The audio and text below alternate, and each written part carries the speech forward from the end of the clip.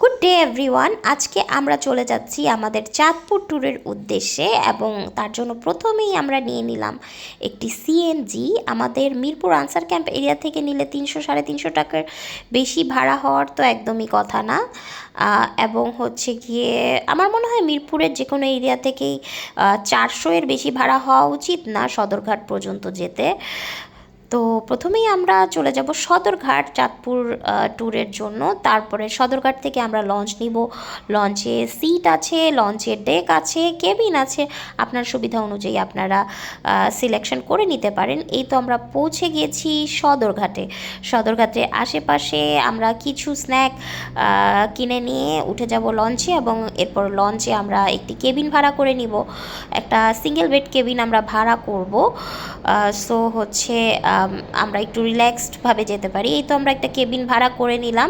Single bed আমাদের 900 পড়েছে। আম্মু কেবিনে রেস্ট করছিল এবং সব কিছু গুছিয়ে নিচ্ছিল, আর আমি ইতোমধ্যেই নদীর সৌন্দর্য দেখতে কেবিন থেকে বেরিয়ে লঞ্চের পাশে চলে এসেছি। আসলে কেবিনের পাশে থেকে নদীর সৌন্দর্য যতটা উপভোগ করা যায়, সিট নিলে আমি এতটা উপভোগ করতে পারতাম না। তারপরে হচ্ছে আমি একটু কফি নিয়ে নিলাম, যেহেতু আমি একটা কফি গার্ল। তো হচ্ছে গিয়ে আপনি দেখতে পাচ্ছেন প্রথমেই আমি এক কাপ কফি খাওয়ার পর্ব সেরে নিলাম।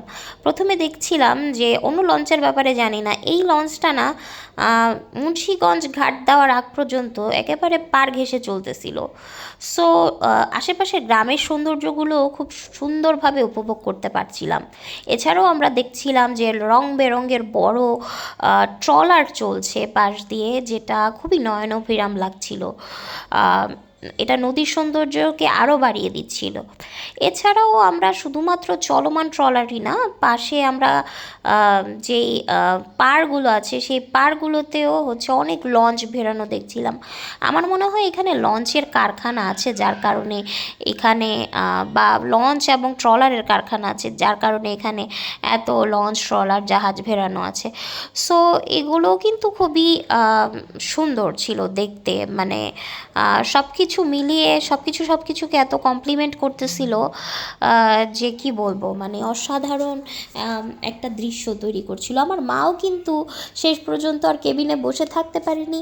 ওনার হচ্ছে গিয়ে গ্রামের বাড়ি হচ্ছে বরিশালের পিরোজপুরে। সো উনিও হচ্ছে গিয়ে ওনার শৈশবের স্মৃতিগুলো খুব মিস করছিল। উনিও হচ্ছে নদীর পাশে এসে লঞ্চের পাশে এসে এরপরে হচ্ছে নদীর সৌন্দর্যটা অনেকক্ষণ অনুভব করলো। তো হচ্ছে গিয়ে খুবই সুন্দর লাগছে তার কাছে। উনি বলল যে ওনার খুবই ভালো লেগেছে। এরপরে হচ্ছে আমরা আমাদের সদরঘাট থেকে কিনে নেওয়া স্ন্যাক্সগুলো এনজয় করে নিলাম, চিপস, কোল্ড ড্রিঙ্কস। তারপরে আম্মু বলল মনে হয় কোথাও লঞ্চ থামিয়েছে। আমি দেখলাম হ্যাঁ, মুন্সিগঞ্জে হচ্ছে গিয়ে লঞ্চ থামিয়েছে। তো মুন্সিগঞ্জে ঘাট দেওয়ার সময় মুন্সিগঞ্জ সদরঘাটটাও দেখে নিলাম। ওইটা আমাদের ঢাকার সদরঘাট থেকে অনেক আলাদা, খুবই ছোট একটা ঘাট। কখনো মুন্সিগঞ্জ আমার লঞ্চে আসা হয়নি, একবার ট্রাই করা লাগবে। একদিন আগেও মুন্সিগঞ্জ এসেছি, কিন্তু মুন্সিগঞ্জ সবসময় বাসে এসেছি। তো এখানে আজকে সেটাও দেখে নিলাম মুন্সিগঞ্জ ঘাট কেমন। তারপরে আমি আবার নদীর সৌন্দর্য দেখছিলাম। অলরেডি নদী কিন্তু একেবারে নদীর মাঝখানে একেবারে লঞ্চ চলে এসেছে। এখন আর এত পার ঘেঁষে চলছে না লঞ্চটা। তো এখন হয়তো বা বোঝা যাচ্ছে না, আমি যখন ক্যামেরাটা নদীর দিকে মুভ করব তখন হয়তো বা বুঝতে পারবেন যে পাড় থেকে এখন ভালোই দূরে আছে। এই তো ভালোই দূরে আপনারা দেখতে পাচ্ছেন, কিন্তু আরও এমন সময় ছিল একটা পর্যায়ে যে লঞ্চটা আরও অনেক মাঝে এসে পড়েছিল নদীর, যখন পাড় একদমই দেখা যাচ্ছিল না, ইভেন ঝাপসা ঝাপসাও না। ওই যে দেখুন পাখিগুলো উঠতেছে। তো আম্মু বলতেছিল যে তুমি কেন এরকম 900 টাকা দিয়ে একটা কেবিন নিতে গেলা, 250 টাকা দিয়ে তো নিচে হচ্ছে নন এসি সিটগুলো পাওয়া যেত, আবার হচ্ছে গিয়ে 180 টাকা দিয়ে ডেকে যেতে পারতাম, কেন বেশি খরচ করতে গেলা? তো আম্মুকে বললাম আম্মু ওইটা যদি করতাম তাহলে কি আমি এই ভিউটা এনজয় করতে পারতাম? এই ভিউ তো এনজয় করতে পারতাম না। দেখুন না নদী কি সুন্দর, মানে একটা মানে আপনাকে অনুভূতি দিবে আপনি যখন হচ্ছে কেবিনের পাশে দিয়ে নদীটার দিকে তাকিয়ে থাকবেন। আচ্ছা, এখন দোতলার ভিউটা একই রকম, আমাদের কেবিনটা 3 তলায়। দোতলার ভিউটা মোটামুটি একই রকম, কিন্তু আমি আপনাদেরকে নিচ তলায় নিয়ে যাচ্ছি। আমার আম্মু হচ্ছে পুরো লঞ্চটা ঘুরে দেখবে আমাদের। তারপরে হচ্ছে লঞ্চের যে একটা এরিয়া আছে, যে এরিয়াতে আপনার সাথে আর নদীর সাথে আপনি সম্পূর্ণ মুখোমুখি থাকবেন, আপনাদের ভেতরে আর কোনো বাউন্ডারি থাকবে না, সেই জায়গাটায় যে আমি দাঁড়িয়েছি, এই যে শিকলটা দেখছেন এটাই মোটামুটি বাউন্ডারি, এছাড়া আর কোনো বাউন্ডারি নেই। তো এই জায়গাটা একটু রিস্কি, এই জায়গাটায় সেফলি দাঁড়াতে হয়। তারপর আমরা লঞ্চের ক্যান্টিন থেকে একটা স্যান্ডউইচ আর একটু চা নিয়ে নিলাম, আম্মু খেয়েছিল। ওখান থেকেও নদী দেখা যায়। তো ওইখানে ভিডিওটা একটু উল্টাপাল্টাভাবে ধরা হয়ে গিয়েছে, কিন্তু আমি এই মেমোরিটাও মিস করতে চাইনি, তাই এটাও অ্যাড করে দিলাম। তারপর আমরা হচ্ছে ঝালমুড়ি খেয়েছি লঞ্চে, এরপরে কাসুন্দি দিয়ে মাখা পেয়ারা খেয়েছি। লঞ্চে যাবো আর লঞ্চের খাবার এনজয় করবো না, তা কীভাবে হয়।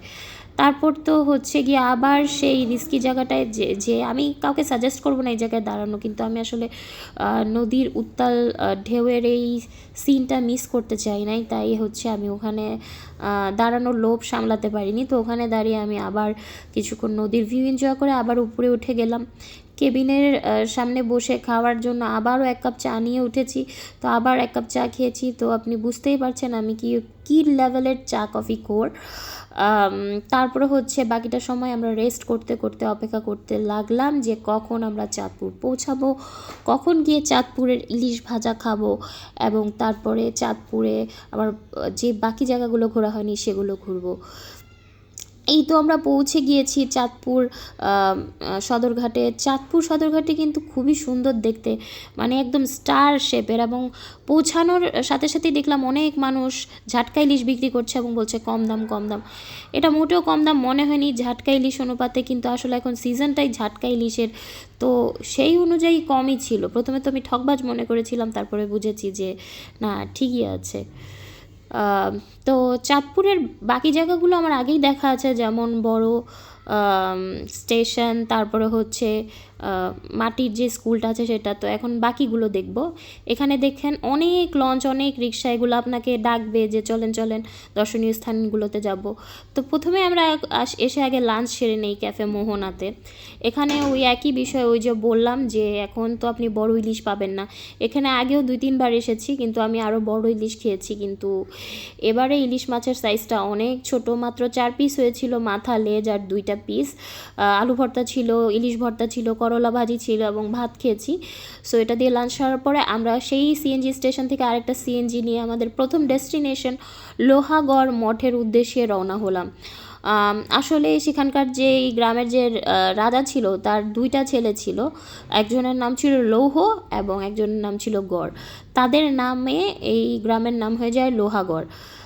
সো হচ্ছে সেখানে নাকি 6টা এবং অনেকের মতে 7টা মঠ ছিল, যেগুলোর বাকি সব ধ্বংস হয়ে গেলেও 3টা এখনও বাকি আছে। এর মধ্যে একটা সংস্কার করা হয়েছে ভালো মতন, আর 2টা এখনও তেমন সংস্কার করা হয়নি।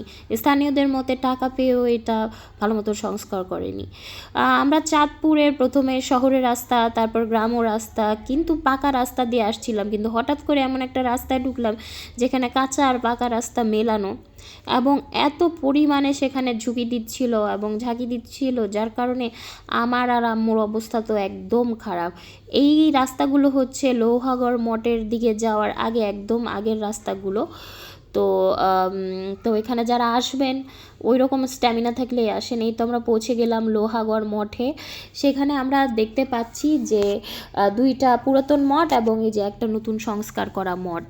আমরা এখানকার যে ঐতিহাসিক যে এটার গুরুত্বপূর্ণ দিক সেটা হচ্ছে এই সাইনবোর্ডে তুলে ধরা হয়েছে। এদিকেও ক্যামেরাটা কিছুক্ষণ ধরে রাখছি, জানি না কতটুকু পড়া যাবে, আপনারা পাউজ করে পড়ে নিতে পারেন। তারপর হচ্ছে আমরা সেখান থেকে আবার একই সিএনজি নিয়ে, যেটাকে আমরা 1000 টাকা দিয়ে সারা দিনের জন্য রিজার্ভ করেছিলাম, সেটা নিয়ে রূপসা গ্রামের দিকে চলে যাচ্ছি, কারণ সেদিকে হচ্ছে রূপসা জমিদার বাড়ি। এই তো রূপসা জমিদার বাড়ি আমরা পৌঁছে গিয়েছি। এটা বর্তমানে ভূমি অফিস হিসেবে ব্যবহার করা হলেও এটা কিন্তু একটা জমিদার বাড়ি ছিল। আমি একটু জুম করে দেখাচ্ছি, দেখুন রূপসা জমিদার বাড়ি কত সুন্দর। এটাকে নতুন করে রং করা হচ্ছিল। এইদিকে চারিদিকে দেখুন তাদের পুকুর ঘাট, এবং সামনে যে মসজিদটা, এটা কিন্তু রূপসা জমিদার বাড়িরই মসজিদ। আমাদের সিএনজিও দাঁড়িয়েছে সামনে, কারণ এরপরে হচ্ছে ওনারা আমাদেরকে 1 মিনিট আইসক্রিমের দোকানটা হয়ে একেবারে ডিরেক্টলি নিয়ে যাবে লঞ্চ ঘাটে, যেখানে গিয়ে আমরা সন্ধ্যার খাবার খেয়ে উঠে পড়বো ফেরার লঞ্চে। আসলে দেখে খুব কম সময় লাগছে, কিন্তু আমাদের সারাদিন কিন্তু অলরেডি চলে গেছে। এই তো এবার আমরা মেজ্জান বাড়ি চাঁদপুরে আমাদের রাতের খাবারই বলা চলে করলাম হচ্ছে, কারণ এরপরে লঞ্চে থাকতে হবে অনেকক্ষণ। আমরা নিয়েছিলাম মুরগি আর হচ্ছে ভাত, বাংলা ট্রেডিশনাল ওয়েতে রান্না করা হয়েছিল। তারপর এই যে লঞ্চে উঠে গেলাম, এবং আমি বারবারই বলছিলাম যে আমাদের ফেরার পথের লঞ্চটা বেশি সুন্দর, তো সেটা আপনাদেরকে দেখাবো। কিন্তু আগে আপনারা দেখুন কি সুন্দর সন্ধ্যা নেমে আসছে। প্রথমে আমরা সকাল এবং কিছুটা বিকেলের ভিউটাও পেলাম, এবং এখন আমরা সন্ধ্যা এবং রাতের ভিউটাও পাবো লঞ্চ থেকে। এর থেকে মূল্যবান আর কী হতে পারে। আশেপাশে বিভিন্ন ছোটোখাটো লঞ্চ, ট্রলার, এমনকি ছোট ছোট ডিঙি নৌকা, এগুলো আমরা দেখছিলাম, যেটা খুবই নয়নভিরাম ছিল। আমার মাও হচ্ছে দেখছিল। আর এবার আমরা ডাবল কেবিন নিয়েছি যাতে আমরা একটু রিল্যাক্স করে যেতে পারি। তো 2টা সিট ছিল, খাট ছিল এখানে। এবার নিয়েছে 1400 করে, ঠিক আছে। আর এই লঞ্চে ইভেন সিঙ্গেল বেড নিলেও আমাদেরকে হচ্ছে গিয়ে 1000 টাকা চার্জ করতো। তো এখানে একটু সব কিছু একটু বেশি বেশি, কারণ এই লঞ্চের ফ্যাসিলিটিসও বেটার। দেখুন অলরেডি কিন্তু চাঁদ উঠে গিয়েছে, আর ওই যে দেখুন ছোট্ট একটা নৌকা। তো হচ্ছে আমি অপেক্ষা করছিলাম যে এই সন্ধ্যার আকাশেই চাঁদটা তো সুন্দর লাগতেছে, তাহলে রাত যখন হবে তখন যখন চাঁদের আলোটা পানিতে পড়বে এবং পানিগুলো চিকচিক করবে সেই আলোতে, তখন কতটুকু সুন্দর লাগবে। তো এই ভিউটাও কিন্তু অসাধারণ, তারপরে রাতে এটা আরও অসাধারণ লাগবে। তো এমন ভিউ আমি লাস্ট পেয়েছিলাম বরিশালে যাওয়ার সময়। বরিশালে আমরা সবসময় রাতে যেতাম, কিন্তু এবার আমরা দিন রাত উভয়ই এনজয় করেছি। এই তো দেখুন এই সিনারিটা দেখে তো আমার মনে হয়েছিল রংধনু উঠেছে, কিন্তু এমন সময় রংধনু ওঠার কথা না। তো এটা অ্যাকচুয়ালি ওই আলোর খেলা আর কি আকাশে, যেটা খুবই সুন্দর লাগছিল এই চাঁদের আশেপাশে এই সন্ধ্যার সময়, তাও আবার এই লঞ্চে বসে আশেপাশে আপনার উত্তাল নদী। তো হচ্ছে গিয়ে এত সুন্দর লাগছিল দৃশ্যটা, তো আমি তো এটা দেখেই মনে হয় ঘন্টার পর ঘন্টা কাটিয়ে দিতে পারবো। তো আমি দেখছিলাম, এর মধ্যে দেখছি যে রাত পড়ে যাচ্ছে একদম। তারপর হচ্ছে ভাবলাম আপনাদেরকে, যেহেতু বারবার বলছিলাম লঞ্চটা সুন্দর, লঞ্চটা দেখাই। দেখুন এখানে রাউন্ড শেপ হয়ে 2 দিকে 2টা সিঁড়ি চলে গেছে, যেটা আমার খুবই ভালো লেগেছে। আমরা এই যে 3তলা থেকে প্রথমত দোতলায় নামছি, এবং আমি দেখতে পাচ্ছি শুধুমাত্র আমরাই না, এখানে আরও অনেক মানুষ ঘোরার উদ্দেশ্যে এসেছে। জাস্ট এখানে চাঁদপুরের লোকাল মানুষরা আসছে আর যাচ্ছে এমন না। তো হচ্ছে গিয়ে চাঁদপুরের ঘোরার মূল আনন্দটাই হচ্ছে লঞ্চ জার্নি। ওখানকার যে দর্শনীয় স্থানগুলো সেটা যে এতটাও স্পেশাল এমনটা না, ভালো, কিন্তু আমার মনে হয় যে মূল সৌন্দর্যটাই হচ্ছে লঞ্চ জার্নি। এটাকেই আপনার খুব সুন্দর করে উপভোগ করতে হবে। এই যে দেখুন এখানে কিন্তু ভিআইপি কেবিনও আছে, এবং ভিআইপি কেবিনগুলো আরও সুন্দর, আরও বেশি টাকা খরচ করতে হবে আপনাকে। তাহলে এখানে একটা ভাইয়া ছিল, বললাম নিচে যাব কীভাবে, তো উনি আমাকে সুন্দর করে গেটটা খুলে দিল। এখন আমরা যাব একদম নিচতলায়, যেখানে হচ্ছে সিটগুলো আছে, ডেক আছে, ক্যান্টিন আছে। তো চলুন আপনাদেরকে নিচতলাটা দেখাই। এই তো আমরা নেমে পড়েছি নিচতলায়, এবং দেখুন এর আগেরটার চাইতে কিন্তু এটাতে কিন্তু ডেক বা সিটের অংশগুলো আরও বেশি ঘোচানো, এবং এই লঞ্চটা আরও বেশি অত্যাধুনিক। সব দিক থেকেই ফ্যাসিলিটিস এই লঞ্চটাতে বেটার। এই তো আমরা চলে যাচ্ছি। এই দেখুন হচ্ছে গিয়ে এই যে সিটগুলো আমার কাছে দেখেই মনে হচ্ছে যে গতবারেরটায় যেটা দেখলাম তার থেকে সিটগুলো অনেক বেটার। এমনকি আপনি যখন ক্যান্টিনটা দেখবেন, ক্যান্টিনে যে আইটেমের ভ্যারাইটিস এগুলো হচ্ছে অনেক বেশি। আমি আপনাদেরকে ক্যান্টিনটার দিকে নিয়ে যাচ্ছি, চলুন দেখি ক্যান্টিনে কি কি পাওয়া যায়। এদিক দিয়ে আরেকটা সিঁড়ি উপরে উঠে যায়। তারপরে এই তো আমরা ক্যান্টিনে পৌঁছে গিয়েছি। আমি আসলে ভয়েস ওভারে রেকর্ড করছি, কারণ আমি যদি তখন ভিডিও করতাম তাহলে আশেপাশের শোরগোলগুলো আমার ভিডিওতে ক্যাপচার হয়ে যেত, যেগুলো রিমুভ করতে আমার কষ্ট হয়। এরপর ক্যান্টিন থেকে আনা কিছু স্ন্যাক্স আমরা খেয়ে নিলাম লঞ্চের কেবিনে বসেই, ওরা কেবিনে এসে দিয়ে গিয়েছিল। এরপর সেই আমাদের আকাঙ্ক্ষিত সময়, এই যে চাঁদ, এই সুন্দর রাতে চাঁদের আলোতে চিকচিক করা নদীর পানি, এই দৃশ্যটা দেখার জন্যই আমি ওয়েট করতেছিলাম এবং অবশেষে আমি এই দৃশ্যটা দেখতে পারলাম। অনেকক্ষণ কানে হেডফোন লাগিয়ে এই দৃশ্য দেখছিলাম আর অনেক সুন্দর সুন্দর গান শুনছিলাম নস্টালজিক। সো খুবই ভালো লাগছিল। যেমনটা বলেছিলাম যে এরকম দৃশ্য আগে দেখেছিলাম অনেক আগে। তো এরপর হচ্ছে যখন হচ্ছে শহরের বিভিন্ন ভবনের বাতিগুলো দেখতে পাচ্ছিলাম, বুঝাই যাচ্ছিল যে আমরা চলে আসছি শহরের কাছে, যান্ত্রিকতার কাছে। আবার এই ব্রিজটা আমরা যাওয়ার সময়ও দেখেছি, ফেরার পথেও দেখলাম, তো বুঝেই গেলাম যে সদরঘাটের খুব কাছেই আছি। ব্রিজটা কিন্তু নদীর থেকে দেখতে খুবই সুন্দর লাগে, তাই এটা আমরা ক্যাপচার করলাম। তো এই করতে করতে শেষ হয়ে যাচ্ছে আমাদের চাঁদপুর সফর। আমরা 1 মিনিট আইসক্রিমও কিন্তু এনজয় করেছিলাম, কিন্তু সেটা ক্যাপচার করতে পারিনি। তো আপনারা সবাই ভালো থাকবেন এবং বেশি বেশি ঘুরবেন, চাঁদপুর ঘুরে আসবেন। চাঁদপুর একবারে ঘোরা সম্ভব না, 2-3 বার করে হচ্ছে ঘুরে আপনারা চাঁদপুরের সব সৌন্দর্যগুলো দেখতে পারবেন। এবং আশা করি আপনাদের ব্লগটি ভালো লেগেছে। ভবিষ্যতে আমি আরও বেটার ব্লগ করার চেষ্টা করব যখন আমাদের এডিটিং স্কিল আরও ভালো হবে। Good bye.